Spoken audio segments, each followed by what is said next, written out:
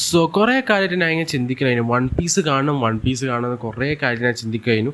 അങ്ങനെ കാണുന്ന കുറേ ചിന്തിക്കലുണ്ടായിരുന്നു. പക്ഷേ തുടങ്ങാൻ കഴിയുന്നില്ല. അതിനുള്ള കാരണം നിങ്ങൾക്ക് എന്തായാലും അറിയായിരിക്കും. അതിനുള്ള എപ്പിസോഡ്സ് തന്നെയാണ്. അതായത് ആയിരക്കണക്കിന് എപ്പിസോഡ്സ് ഉണ്ട് അത് ഈ വൺ പീസ് എന്ന് പറഞ്ഞ ആനിമയിൽ. നിങ്ങൾക്ക് ഓൾറെഡി അറിയാം. അതുകൊണ്ട് തന്നെ എനിക്ക് പല ആൾക്കാരും അത് കാണാണ്ട് ഇപ്പം തന്നെ അത് പെൻഡിങ് ലിസ്റ്റിൽ വെച്ചിരിക്കുന്നത്. സോ അങ്ങനെ തന്നെയാണ് ഞാനും ഇത് വെച്ചിരിക്കുന്നത്. പക്ഷേ അതൊക്കെ മാറിയത് നെറ്റ്ഫ്ലിക്സിൻ്റെ ലൈവ് ആക്ഷൻ സീരീസായ വൺ പീസ് ഇറങ്ങിയിട്ടുണ്ടായിരുന്നു. സോ അത് കണ്ടപ്പാടുന്ന എനിക്ക് വൺ പീസ് എന്ന് പറഞ്ഞ ആനിമ എന്തായാലും സ്റ്റാർട്ട് ചെയ്യാനുള്ള ഒരു കൊതി എനിക്ക് മനസ്സിൽ വന്നിരുന്നു. അത് ഞാൻ വൺ പീസ് ലൈവ് ആക്ഷൻ്റെ റിവ്യൂവിൽ പറഞ്ഞ കാര്യം തന്നെയാണ്. സോ അങ്ങനെയൊക്കെ പറഞ്ഞ് ഫസ്റ്റ് എപ്പിസോഡ് കണ്ട് തുടങ്ങി. പിന്നെ മെല്ലനെയാണ് ഞാൻ ഇതിനെ കണ്ട് തുടങ്ങിയത്. അങ്ങനെ കണ്ട് കുറേ ദിവസത്തിന് ശേഷം 100ാമത്തെ എപ്പിസോഡ് ഞാനിപ്പോൾ കണ്ടെത്തിയിരിക്കുകയാണ്.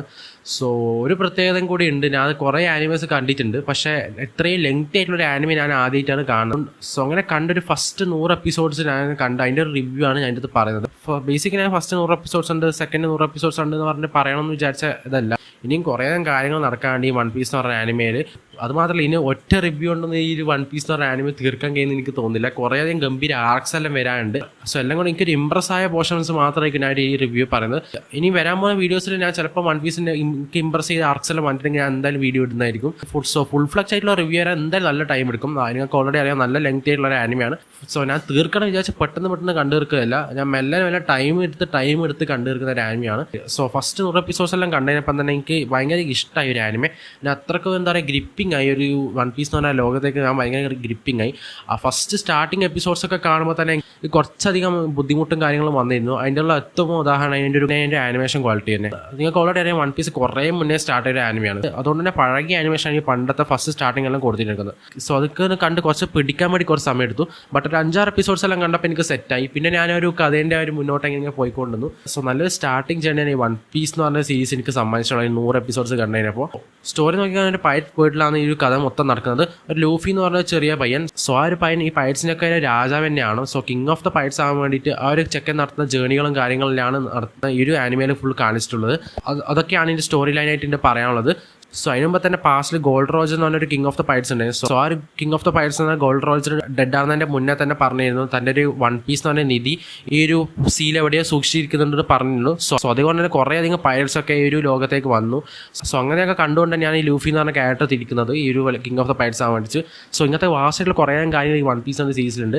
കുറേയധികം ക്യാരക്ടേഴ്സ്, കുറേയധികം ഐലൻഡ്, അങ്ങനത്തെ കുറേ സാധനങ്ങൾ ഈ വൺ പീസ് എന്ന ആനിമയിലേക്ക് കാണാൻ സാധിച്ചിട്ടുണ്ട്. സോ എനിക്ക് ഏറ്റവും കൂടുതൽ ഇഷ്ടപ്പെട്ട ഇതിൻ്റെ വേൾഡ് ബിൽഡിംഗ് തന്നെയാണ്. അതായത് അത്ര ഗംഭീരമായുള്ള വേൾഡ് ബിൽഡിംഗ് ആണ് പറയേണ്ടത്. ഒരു പൈററ്റ് ലൈഫ് ഓരോ പ്രത്യേകിച്ച് കുറേയധികം പൈററ്റ്സ് ഉണ്ട്, ഡിഫറെൻറ്റ് പൈററ്റ്സ് ഉണ്ട്. ആ ഡിഫറെൻറ്റ് പൈററ്റ്സിൻ്റെ ഡിഫറെൻറ്റ് എബിലിറ്റീസും കാര്യങ്ങളുണ്ട്. സോ അതൊക്കെ ഉള്ളതിനെ കൊണ്ട് നമുക്ക് പെട്ടെന്ന് തന്നെ ഭയങ്കര ഗ്രാസ്പിംഗ് ആണ്, ഭയങ്കര എൻഗേജിങ് ആണ് ഈ ഒരു സീരീസ് കാണാൻ വേണ്ടിയിട്ട്. ഭയങ്കര നമ്മൾ പിടിച്ചിരുത്തുന്നുണ്ട്. ആ ഒരു ഇവർ പോകുന്ന ജേർണിയിൽ തന്നെ ഇങ്ങനെ തന്നെ നമ്മൾ കൊണ്ടുപോകുന്നുണ്ട്. അതാണ് എനിക്ക് ഏറ്റവും ഇഷ്ടമായത് ഈ വൺ പീസ് എന്നാണിത്. സോ ഇതിനകത്ത് ബേസിക്കലി എനിക്ക് ഭയങ്കര ഇഷ്ടമായ കുറേ ക്യാരക്ടേഴ്സും കൂടി ഉണ്ട്. മികച്ച ക്യാരക്ടറൈസേഷൻ എടുത്ത് കൊടുത്തിട്ടുണ്ട് ഞാൻ പറയാം കേട്ടോ. അതായത് 100 എപ്പിസോഡ്സ് തന്നെ ഇത് ക്യാരക്ടർ ഡെവലപ്മെൻറ്റാണ് ഏറ്റവും കൂടുതൽ അത് ഗംഭീരമായിട്ട് കാണിച്ചിട്ടുള്ളത്. അതാണ് ഏറ്റവും കൂടുതൽ എനിക്ക് ഭയങ്കര ഇമ്പ്രസ് ആയത്.